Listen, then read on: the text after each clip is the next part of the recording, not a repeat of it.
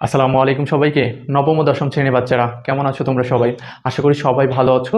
আজকে আমি তোমাদের গণিত বিষয়ের অধ্যায় ৮ বৃত্তের উপপাদ্য ১৯ যেটা আছে সেটা খুব ভালোভাবে বুঝিয়ে দেওয়ার চেষ্টা করব। আশা করি পুরো ক্লাসটা যদি মনোযোগ সহকারে এবং ধৈর্য সহকারে দেখো, এই উপপাদ্যটা তোমাদের কাছে একদম পানির মতো সহজ হবে। বিশেষ করে তোমাদের কাছে কিন্তু তোমার বৃত্ত রিলেটেড যতগুলো উপপাদ্য আছে সবগুলোই কঠিন মনে হয়। তো তোমাদের সেই কথা চিন্তা করে ইতিমধ্যে কিন্তু বৃত্তের উপরে যে একটা বেসিক ক্লাস দরকার সেটা কিন্তু অলরেডি আপলোড দিয়েছি, এবং উপপাদ্য ১৭ এবং ১৮ দুইটা উপপাদ্য কমপ্লিট করেছি। তোমরা যারা যারা সেই তিনটা ক্লাস এখনও দেখোনি তারা অবশ্যই এই ভিডিওর ডিসক্রিপশন বক্সে অথবা কমেন্ট বক্সে তোমাদের সুবিধার্থে আমি সেই তিনটা ক্লাসের ভিডিও লিঙ্ক দিয়ে রাখবো। তোমরা সেখান থেকে সেই তিনটা ক্লাস দেখে নেবে, এবং অবশ্যই এই ক্লাসটা মনোযোগ সহকারে দেখবে।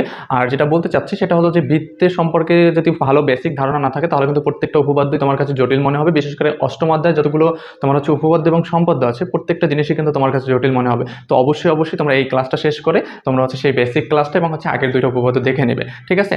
তো দেখো তোমাদের উপপাদ্য ১৯ যেটা বলছে যে বৃত্তের কেন্দ্র থেকে সমদূরবর্তী সকল জ্যা পরস্পর সমান। আমি সবসময় বলে থাকি এবং এই ভিডিওতেও বলতেছি যে প্রত্যেকটা উপপাদ্যের তোমরা প্রশ্নটা আগে খুব ভালোভাবে বোঝার চেষ্টা করবা, কারণ প্রশ্ন বুঝতে পারলে তুমি উপপাদ্যটা বুঝতে পারবা, এবং প্রশ্ন বুঝতে পারলে তুমি চিত্রটা অঙ্কন করতে পারবা। পাশাপাশি প্রশ্ন বুঝতে পারলে তুমি কিন্তু পরীক্ষার হলে প্রশ্নটা ধরতে পারবা। অর্থাৎ সৃজনশীল প্রশ্নে একটু কিন্তু পরিবর্তন করে দেয়। তো তুমি যদি প্রশ্নটা এখানে খুব ভালোভাবে বুঝতে পারো তখন কিন্তু যতটুকুই পরিবর্তন করে দিক না কেন তুমি কিন্তু পরীক্ষার হলে প্রশ্নটা বুঝতে পারবা। তো প্রথমত তোমাদের চিত্রটা কিন্তু তোমরা প্রশ্ন দেখে দেখেই অঙ্কন করতে পারবে। আমি তোমাদের সুবিধাতে এখানে অঙ্কন করেছি, কিন্তু তারপরও তোমাদের বোঝানোর জন্য আমি আরেকবার অঙ্কন করে দেখাচ্ছি। দেখো এখানে বলছে বৃত্তের কেন্দ্র থেকে সমদূরবর্তী সকল জ্যা। তার মানে বৃত্ত আমার অবশ্যই আঁকতে হবে এবং কেন্দ্র তাহলে আমি পাবো, এবং সমদূরবর্তী জ্যা মানে কি আমার, অর্থাৎ দুইটা জ্যা অবশ্যই আঁকতে হবে। কারণ সমদূরবর্তী জ্যা কখন হবে? দুইটা জ্যা যখন আমি আঁকবো তখনই সেইটা দুইটার দূরত্ব সমদূরবর্তী হবে, তাই না? পরস্পর সমান হবে। অর্থাৎ তাহলে আমার দেখো আমার বৃত্তের কেন্দ্র যদি প্রথমে আসি তাহলে আমার কি আমার একটা বৃত্ত অবশ্যই আঁকতে হবে, এবং হয়তো বৃত্তটা খুব সুন্দর হয় নাই, আমি সবসময় বলে থাকি মনে করে নিবা এটা বইয়ের থেকেও সুন্দর হয়েছে, ঠিক আছে? সো দেখো এখন আমি বৃত্ত পাইলাম এবং কেন্দ্র পাইলাম। বৃত্ত আঁকছি মানে বৃত্তের আমি একটা কেন্দ্র পাইছি। এখন সমদূরবর্তী সকল জ্যা, এই যে জ্যা, কেন্দ্র, ব্যাস, ব্যাসার্ধ, চাপ, ঠিক আছে, অধিচাপ, উপচাপ, এই সকল বিষয় কিন্তু সবকিছু আমি বেসিক ক্লাসটা খুব সুন্দরভাবে বুঝাই দিছি।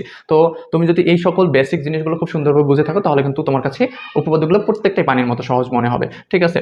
তাহলে দেখো এখন সমদূরবর্তী জ্যা মানে কি? তার মানে আমার দুইটা জ্যা আঁকতে হবে, এবং আমি কেন্দ্র থেকে আমি চেষ্টা করলাম সমান দূরত্ব বজায় রাখা, আমি দুইটা জ্যা আঁকার, এবং সেই দূরত্ব দুইটা আমি মনে করো এখানে কেন্দ্র থেকে যখন আমি এখানে রেখা টানলাম তাহলেই আমার কি দুইটা সমান দূরত্ব হয়েছে, তাই না? এটা মনে করো আমার কেন্দ্র। এখন আমি তোমাদের যদি বইয়ের ভাষায় একটু নাম দেই, মনে করো এ বি, এটা কি একটা জ্যা, এবং এটা সিডি একটা জ্যা, যার মধ্যবিন্দু এ বি জ্যার মধ্যবিন্দু ছিল তোমার ই, এবং সিডি জ্যায়ের মধ্যবিন্দু ছিল এফ, এবং আমার কেন্দ্রটা ছিল ও। তো এই চিত্র। এখন কথা হলো যে স্যার এখানে তো আমি দেখতেছি এখানে একটা ত্রিভুজের মতো হয়েছে, এখানে একটা ত্রিভুজের মতো হয়েছে। আসলে হ্যাঁ, ত্রিভুজের মতো হয়েছে, এটা আমাদের প্রমাণের সুবিধার্থে আমাদের এটা দরকার। সো এক্ষেত্রে আমরা যখন অঙ্কনের বিবরণটা দিবা তখন কিন্তু লেখা দেখবা যে ও এ এবং সিও তোমার কি যোগ করি, তাহলে কিন্তু কি ও এ ই ত্রিভুজ এবং ও সি এফ ত্রিভুজটা হয়, ঠিক আছে? তো এই ক্ষেত্রে তোমরা অঙ্ক প্রথম তোমাদের কি দরকার? বিশেষ নির্বাচন। বিশেষ নির্বাচন চাইলে তোমরা বইয়েরটুকু দেখেও মুখস্থ করে ফেলতে পারো, অথবা তুমি চিত্র দেখেও কিন্তু বিশেষ নির্বাচনটা বলতে পারো। যেমন ও কেন্দ্র বিশিষ্ট একটি বৃত্ত যেখানে এ বি এবং সিডি দুইটি সমান দূরত্ববর্তী জ্যা বা সমুদ্রবর্তী জ্যা, ঠিক আছে, যেখানে ওই এবং ও এফ লম্ব, যে জ্যায়ের উপরে কি এ বি জ্যায়ের উপরে এবং সিডি জ্যায়ের উপরে ওই এবং ও এফ লম্ব। আমি জাস্ট বোঝানোর জন্য বলতেছি, তোমরা জাস্ট পড়াটা মিলাই নাও। আবার আমি বলি, যদি তোমার ও কেন্দ্র বিশিষ্ট একটি বৃত্ত যেখানে এ বি এবং সিডি দুইটি সমদূরবর্তী জ্যা, যেখানে ওই এবং ও এফ লম্ব, ওই এবং ও এফ লম্ব এ বি এবং সিডি জ্যায়ের দূরত্ব নির্দেশ করতেছে। সো প্রমাণ করতে হবে যে তোমার এই এ বি জ্যা এবং সিডি জ্যা পরস্পর সমান। এ বি জ্যা মানে সকল জ্যা কি পরস্পর সমান, অর্থাৎ আমার যদি দূরত্ব সমান হয় তার মানে এই জ্যাটা এবং এই জ্যাটা সমান হবে, এটা আমার প্রমাণ করতে হবে। এরপর তোমাদের অঙ্কনের বিবরণ। অঙ্কনের বিবরণ কি? আমরা অঙ্কনের বিবরণে জাস্ট কাজ করছি কি, আমার কাজ ও এ এবং ও সি যোগ করি। ক্লিয়ার?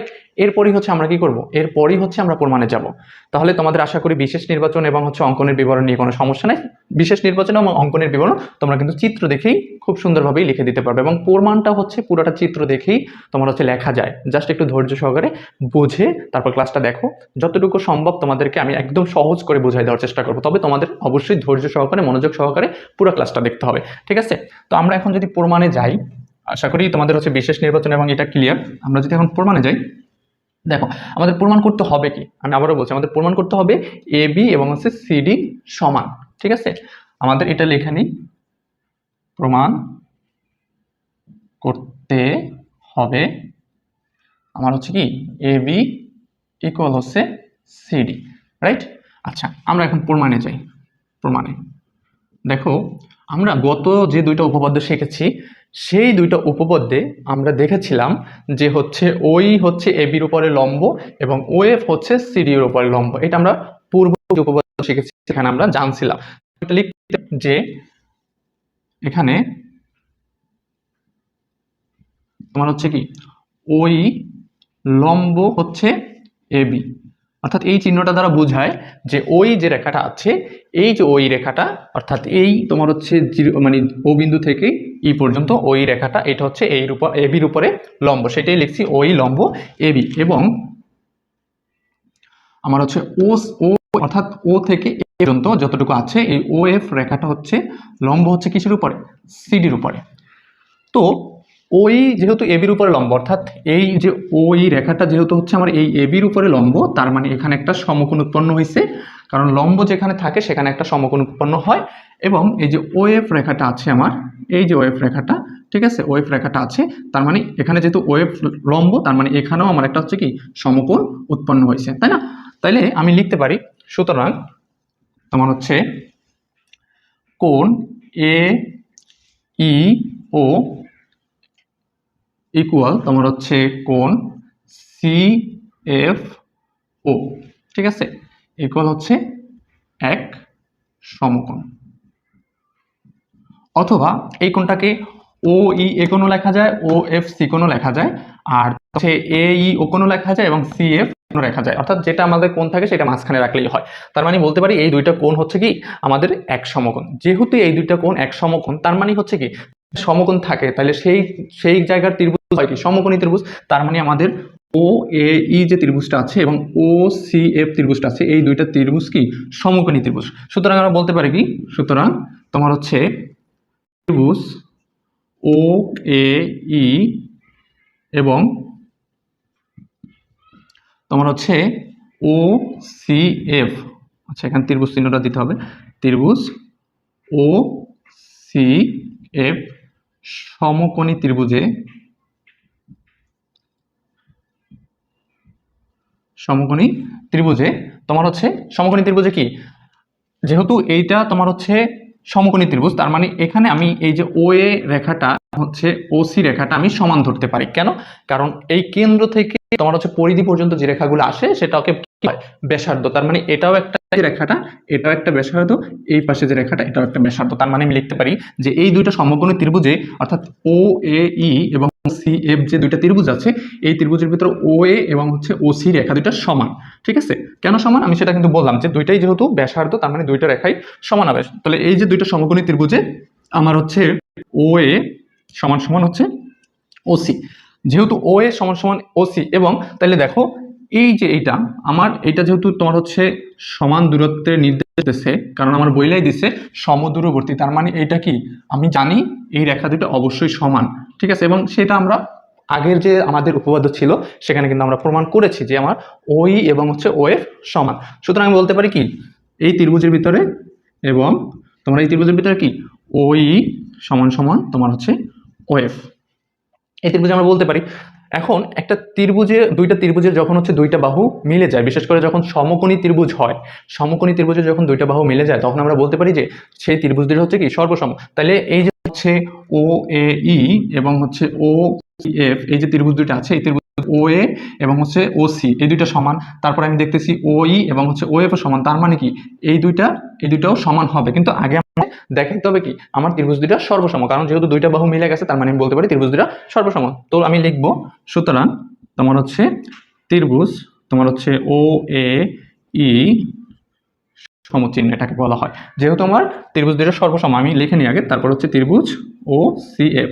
যেহেতু হচ্ছে এই ত্রিভুজ দুইটা সর্বসম, সুতরাং আমি বলতে পারি ত্রিভুজ দুইটার যে আর একটা বাহু করে আছে, অর্থাৎ এই যে এই বাহু এবং হচ্ছে সি এফ বাহু, সেই বাহুটাও সমান। কারণ যেহেতু ত্রিভুজ দুইটা সর্বসম, তার মানে বলতে পারি আরেকটা যে বাহু আছে সেটাও সমান। তাইলে ত্রিভুজের আরেকটা বাহু কি আছে?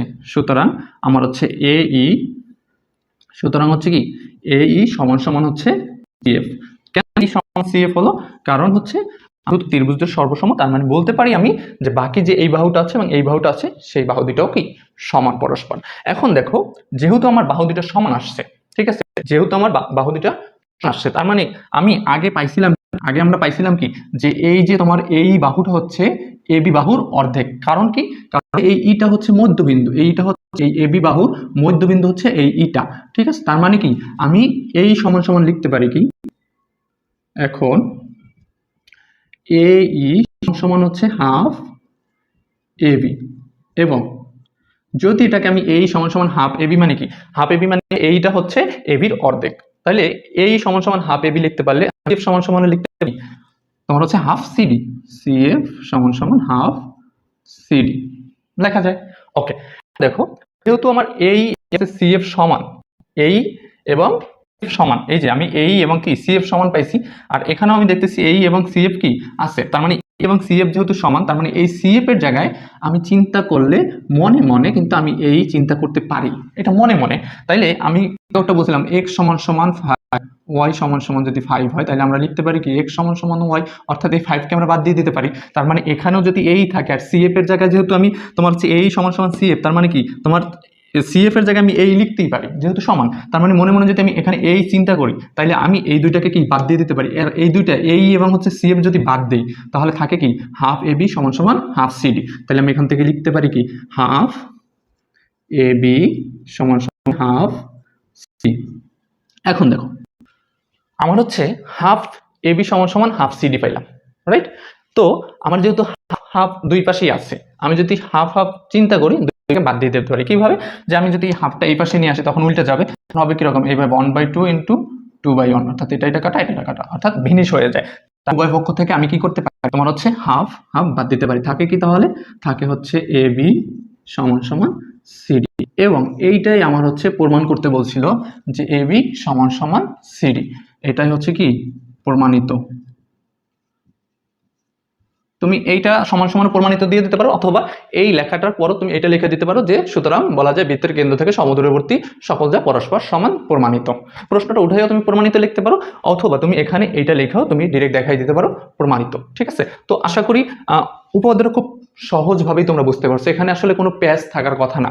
আমি তোমাদের আবার একটু বলতেছি যে প্রথমে আমরা দুইটা জিনিস আগে থাকতেই জানি, আমি আগের উপপাদ্য থেকে জানি যে এই ও ই লম্ব হচ্ছে তোমার কি এ বির উপরে লম্ব, এবং ও এফ এটা লম্ব হচ্ছে সিডির উপরে, আমি সেটাই লিখছি ওই লম্ব এ বি এবং ও এফ লম্ব হচ্ছে সিডি।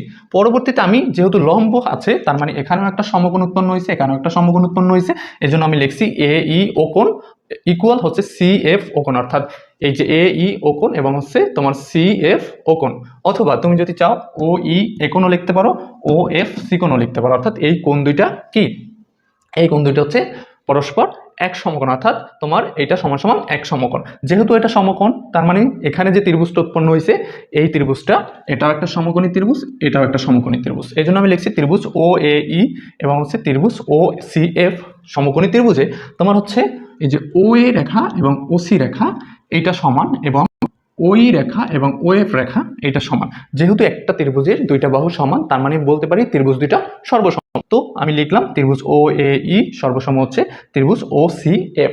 যেহেতু ত্রিভুজ দুইটা সর্বসম, তার মানে আমি কি বলতে পারি যে হচ্ছে এই যে বাকি যে আমার অংশটা থাকে বা বাকি যে রেখাটা থাকে সেটা আমার পরস্পর সমান। তো লিখলাম যে এই এবং হচ্ছে সি এফ সমান। সো আমি সমান সমান সি এফ সমান পাই। তবে আমরা আগের উপপাদ্য সি বা থেকেও বুঝতে পারি যে এই সমান সমান হাফ এ বি।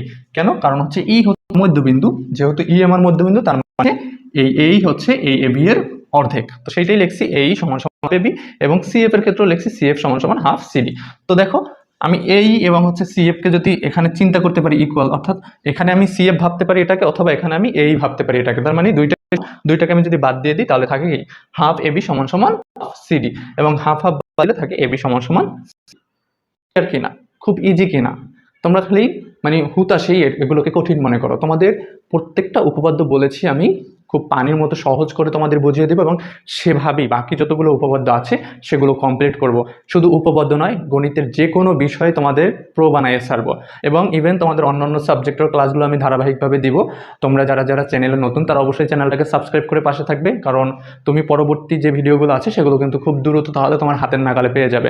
এবং ক্লাসটা কেমন লেগেছে অবশ্যই কমেন্ট করে জানাও, কারণ কমেন্টের ভিত্তিতে কিন্তু আমি তোমাদের ক্লাসগুলো নিয়ে আসার চেষ্টা করি। তোমাদের আরও কী কী ডিমান্ড আছে সেগুলো আমাকে জানাতে পারো। আর তোমাদের অনলাইন প্রাইভেট ব্যাচ চালু আছে, চাইলে সেখানেও ভর্তি হতে পারো। অনলাইন ব্যাচে কীভাবে কী ভর্তি হতে হবে সে বিষয়ে কিন্তু আমার চ্যানেলে অলরেডি ভিডিও দেওয়া আছে, তোমরা জাস্ট সেই চ্যানেলে ভিডিওগুলো দেখে নিবে। এবং যারা এসএসসি আছো বিশেষ করে তাদের কিন্তু অলরেডি সবগুলো সাজেশন আপলোড দেওয়া শেষ, সেই সাজেশনগুলো যারা দেখো নয় তারা সেই সাজেশনগুলো দেখে নিতে পারো। এবং সামনে যারা নবম ও দশম শ্রেণীতে আরও আসবা তাদের জন্য বড় বড় ধামাকা অপেক্ষা করতেছে। সবাই সে পর্যন্ত ভালো থাকো। তোমাদের সকলের জন্য দোয়া ও শুভকামনা রইল। আমার জন্য অবশ্যই দোয়া করবা যেন এভাবে নতুন নতুন ক্লাসগুলো আমি ধারাবাহিকভাবে উপহার দিতে পারি। আজকে এই পর্যন্ত, আল্লাহ হাফেজ।